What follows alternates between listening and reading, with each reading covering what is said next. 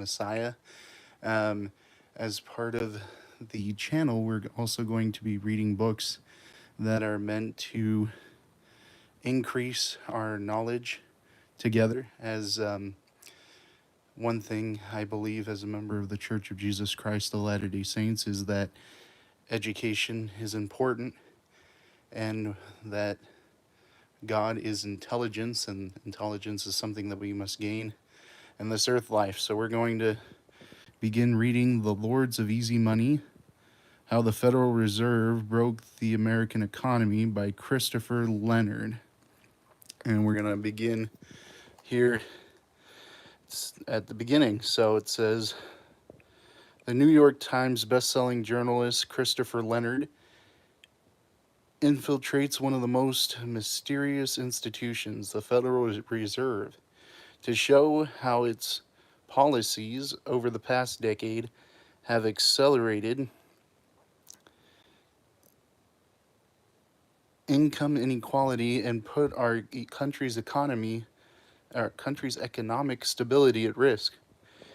If you asked most people what forces led to today's unprecedented income inequality and financial crashes, no one would say the Federal Reserve. When the economy grew, it was credited to the Fed. When the economy imploded in 2008, the Fed got the credit for rescuing us. But the Fed also has a unique power to reshape the American economy for the worse, which it did. Fatefully on November 4th, 2010, through a radical intervention called quantitative easing, in just a few years, the Fed more than quadrupled the money supply with one goal: to encourage banks and other investors to extend more risky debt. Leaders at the Fed knew that they were undertaking a bold experiment that would produce few real jobs with long-term risks that were hard to measure. But the Fed proceeded anyways, and then found itself trapped. Once it printed all that money, there was no way to withdraw it from circulation. The Fed tried several times only to see the market start to crash, at which point the Fed turned the money spigot back on. That's what it did when COVID hit, printing 300 years worth of money in 2 short months, which brings us to now 10 years on. The gap between the rich and the poor has grown dramatically. Stock prices are trading far above what's justified. So we'll begin with The Lords of Easy Money, How the Federal Reserve Broke the American Economy by Christopher Leonard.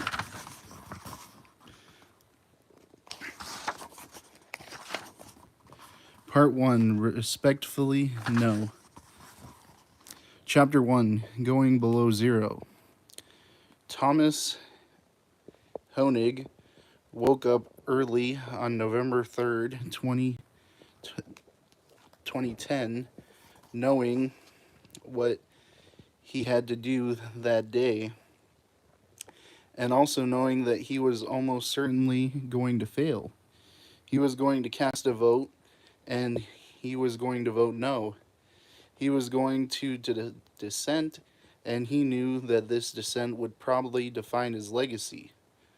Hoenig was trying to stop something, a public policy that he believed could very well turn into a catastrophe. He believed it was his duty to do so. But the wheels were already turning to make this policy a reality, and the wheels were far more powerful than he was. The wheels were powered by the big banks on Wall Street, the stock market, and the leadership of America's Federal Reserve Bank. Everyone knew that Hoenig was going to lose that day, but he was going to vote no anyway. Hoenig was 64 years old, and he was the president of the Federal Reserve Bank of Kansas City, a position that gave him extraordinary power over America's economic affairs. He was in Washington that morning because he sat on the Federal Reserve's powerful policy making community, which met every 6 weeks to effectively determine the value and quantity of American money. Most people in America don't think very much about the dollar, meaning the actual currency, or that thing we call a dollar. The word dollar is, in fact, just a slang term for American currency, which is actually called a Federal Reserve note. People spend Federal Reserve notes every day if they're lucky enough to have them, but they rarely think about the complex, largely invisible system that makes money appear out of thin air. This system is the U.S. Federal Reserve System. The Fed, America's central bank, is the only institution on earth that can create U.S. dollars at will. Because he was a senior official at the Federal Reserve, Thomas Hoenig had to think about money all the time. He thought about it in the same way that a very stressed out building superintendent might think about plumbing and heating. Hoenig had to think about money as a system to be managed, and to be managed just right. When you ran the system that created money, you had a job to do. You had to do your job carefully, with prudence and integrity, or else terrible things might happen. The building might flood or catch on fire. This is why Hoenig felt so much pressure when he woke up that morning, November, in Washington, D.C. He was staying at a very nice hotel called the Fairmont, where he always stayed when he traveled from his home in Kansas City to the nation's capital. Hoenig was in town for the regular meeting of the Federal Reserve Open Market Committee, or FOMC for sure. When the committee met in Washington, its members voted and set the course of the Fed's actions. There were 12 members on the committee, which was run by the powerful chairman of the Federal Reserve. For a year now, Hoenig had been voting no. If you tallied his votes during 2010, the tally would read no, no, no, no, no, and no. His dissents had become expected, but they were also startling if you considered Tom Hoenig's character. He wasn't by nature anything close to a dissident. He was a rule follower. He was born and raised in a small town where he started working at the family plumbing shop before he was 10 years old. He served as an artilleryman in Vietnam, and when he came home, he didn't protest against the war. Instead, he studied economics and banking at Iowa State, earning a PhD. His first job out of school was as an economist with the Federal Reserve Regional Bank in Kansas City in the supervision department. At the Fed, he went from being a full rule follower to being a rule enforcer. Hoenig rose through the ranks to become president of the Kansas City Fed in 1991. This was the job he still had held in 2010. His responsibilities as one of the 12 regional Fed bank presidents illuminate the structure of America's money system. The Federal Reserve System is unlike any other in the world. It is a crazy genetic mashup of different animals, part private bank and part government agency. People talk about the Fed as if it were a bank, but it is really a network of regional banks all controlled by a central office in Washington, D.C. Hoenig had all the fiery disposition that one might expect from a regional Fed president, which is to say, none at all. He was soft spoken, civil, wore cufflinks and pinstripe suits, and spent his days talking about things like capital requirements and interest rates.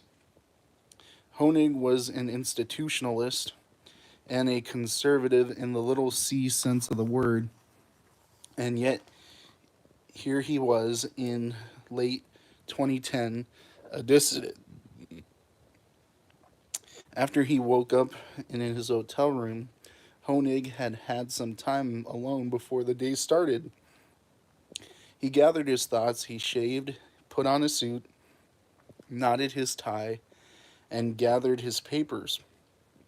If he had any doubts about what he was going to do that day, he didn't advertise them. He had spent months, years, even decades preparing for this action. His vote would reflect everything he had learned during his career at the Fed. He was trying to apply what he knew to help the Federal Reserve navigate through extraordinary times. The American financial system had broken in late 2008 after the investment bank Lehman Brothers collapse. That moment marked a threshold for people like Tom Hoenig, economists and central bankers describe the ensuing pain as the global financial crisis, eventually bestowing the moment with its own biblical label, the GFC. The world of central banking was neatly divided into two eras. There was the world of pre-GFC and the world post-GFC. The GFC itself was apocalyptic. The entire financial system experienced a total collapse that risked creating another Great Depression. This would mean years of record high unemployment, economic misery, political volatility, and the bankruptcies of countless companies. The crisis prompted the Federal Reserve to do things it had never done before. The Fed's one superpower is its ability to create new dollars and pump them into the banking system. It used this power in unprecedented ways after Lehman's collapse. So many of the financial charts that are captured in the Fed's actions during this period look like the same chart. A flat line that bounces along in a stable range for many years, which then spikes upward like a reverse lightning bolt. The upward spike captured the unprecedented amount of money the Fed created to combat the crisis. Between 1913 and 2008, the Fed gradually increased the money supply from about $5 billion to $847 billion. This increase in the monetary base happened slowly in a gently uprising slope. Then, between the late 2008 and early 2010, the Fed printed $1.2 trillion. It printed 100 years worth of money. In other words, in little over a year, more than doubling what economists call the monetary base. There was one very important characteristic of all this new money. The Fed can create currency in just one way. It makes new dollars and deposits them in the vaults of big banks. Only about 24 special banks and financial institutions have the privilege of getting these pristine dollars. making those banks the seedbed of the money supply. The amount of access money in the banking system swelled from 200 billion in 2008 to 1.2 trillion in 2010, an increase of 52,000%. In doing all this, the Fed had created a new foundation for the American financial system built on extraordinary amounts of new money. Hoenig had the chance to watch firsthand as this system was created because he sat on the very committee that had created it, the FOMAC. Beginning in the beginning, during the crisis years of 2008 and 2009, he had voted to go along with the extraordinary efforts. The dispute that Hoenig was prepared for on that morning of November 3rd, 2010, was about what the Fed would do now that the days of the crisis were over. A difficult and slow recovery was just beginning, and it was one of the most important moments in American economic history. It was the moment when one phase of economic conditions was ending and giving way to the next. The Fed had decided what the new world was going to look like, and Hoenig was increasingly distressed by the path the Fed was choosing. It is commonly reported that FOMEC meets every 6 weeks to set interest rates.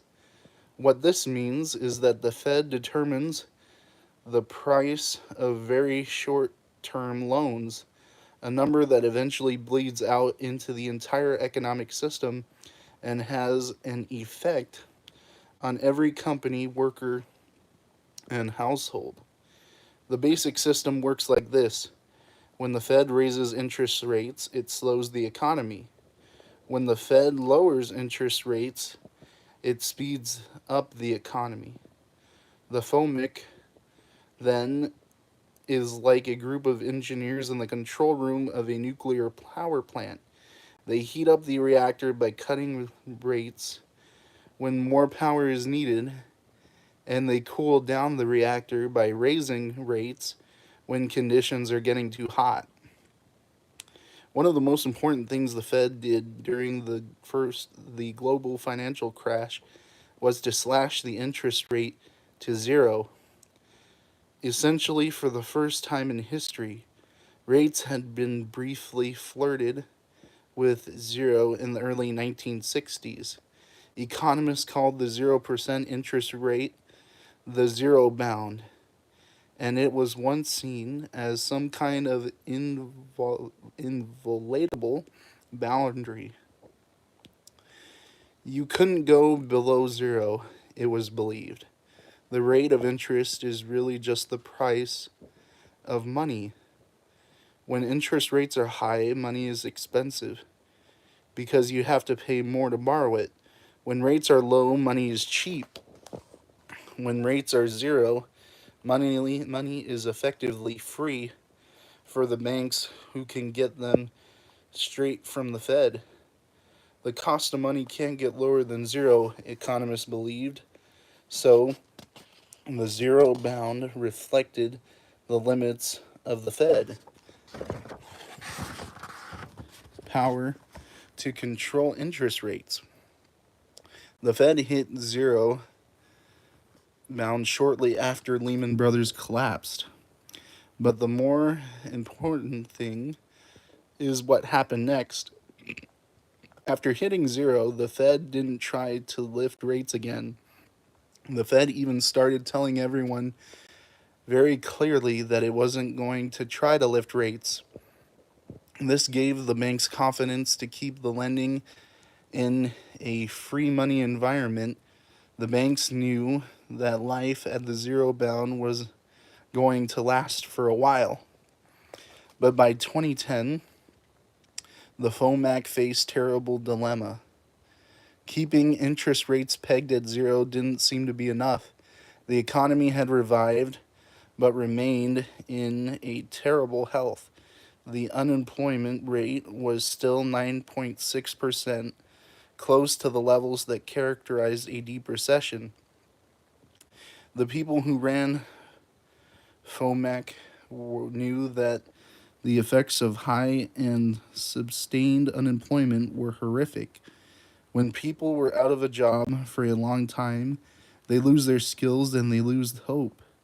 They get left behind, compounding the economic damage of having been laid off in the first place. Even the kids of people who were losing their jobs suffered a long term drop in their earning potential. There was an urgency inside the Fed to stop this process, and there was also the risk that the economic rebound might stall altogether. That is why the committee began considering ways to break past the zero bound in 2010.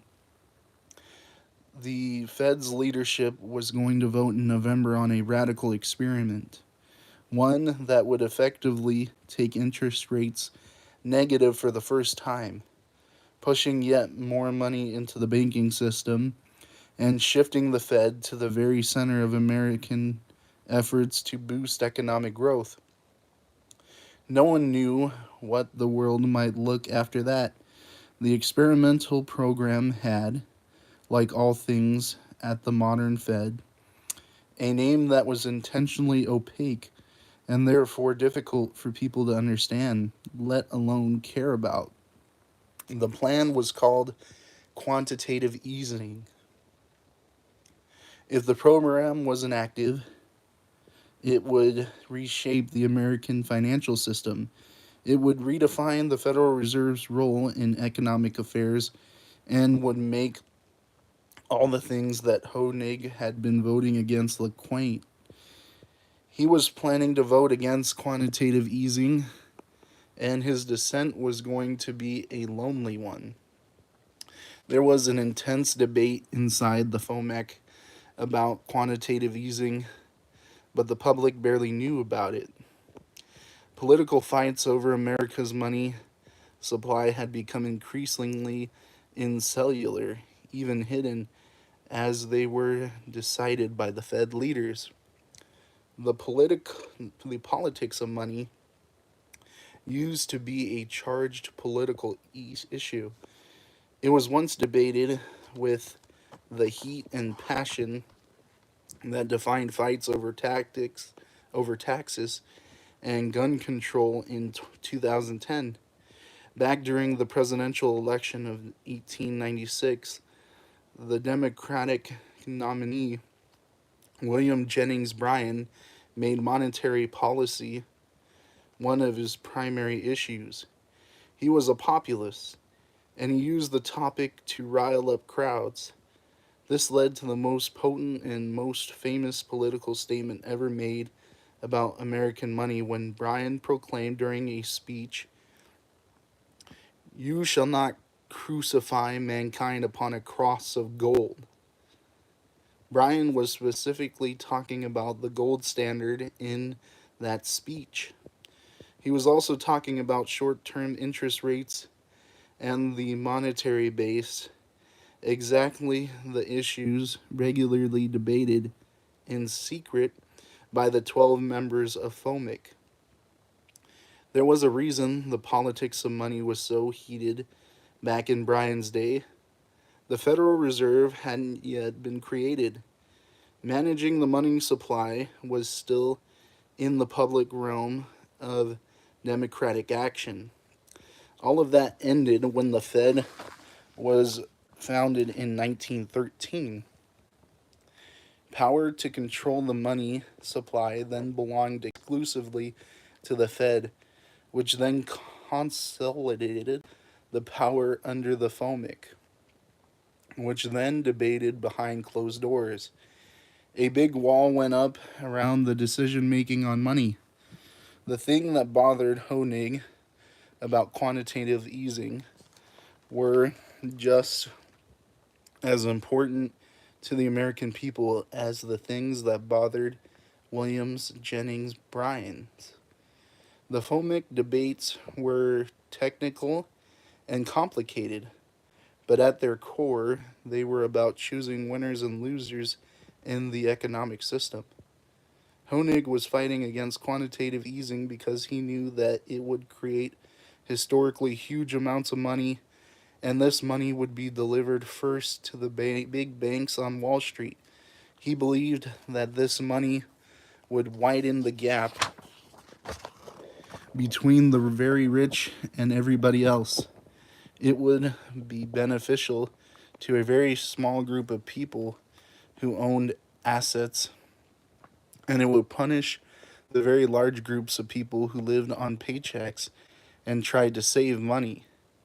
Just as important, this tidal wave of money would encourage every entity on Wall Street to adopt riskier and riskier behavior in a world of cheap debt and heavy lending, potentially creating exactly the kind of ruinous financial bubble that had caused the global financial crisis in the first place. This is what Hoenig had been arguing inside the secret FOMIC meetings for months. His arguments growing sharper and more direct, punctuated by his dissenting votes. As it turned out, Hoenig was almost entirely correct in his concerns and his predictions. Perhaps no single government policy did more to reshape American economic life than the policy the Fed began to execute on that November day. And no single policy did more to widen the divide between the rich and the poor. Understanding what the Federal Reserve did in November 2010 is key to understanding the very strange economic decade that followed. When asset prices soared, the stock market boomed, and the American middle class fell further behind. At first, when Hoenig started casting no votes, he was trying to convince his peers that they might take a different path. But this effort was undermined by the Fed's chair, Ben Bernanke, who was Quantitative Easing's author. Bernanke was an academic who had joined the Fed in 2002 and became chairman in 2006. Bernanke led the response to the global financial crisis, which made him famous. He was anointed Times Magazine's Person of the Year in 2009 and appeared on 60 Minutes in bailing out the financial system. Bernanke made the bank more influential than it ever had been. In 2010, he was determined to push things further. Bernanke saw Hoenig's concern as wrong-headed and disarmed them masterfully by personally lobbying the other members of the FOMIC. It eventually became clear to Hoenig that his no's were unlikely to sway any of his peers on the FOMIC. His dissents now had a different effect. He was sending a message to the public. He wanted people to understand what the Fed was about to do, something profound, and that someone had fought against it. He wanted to telegraph that the politics of money wasn't just a technical affair involving smart people who solved equations.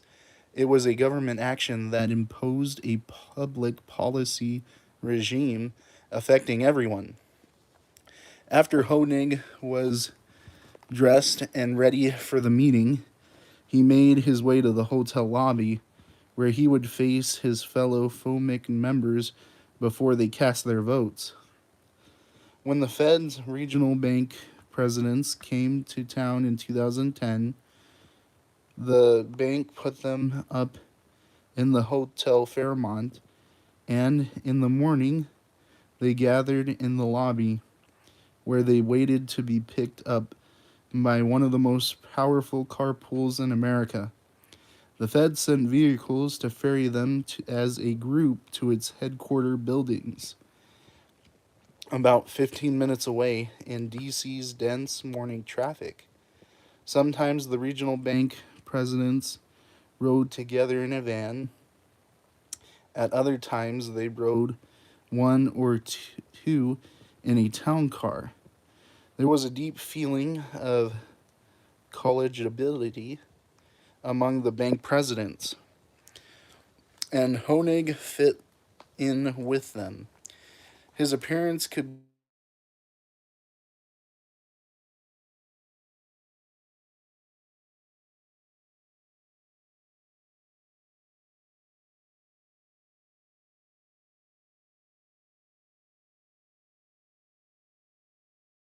the desk from you, about to extend to you a reasonable 30-year home loan.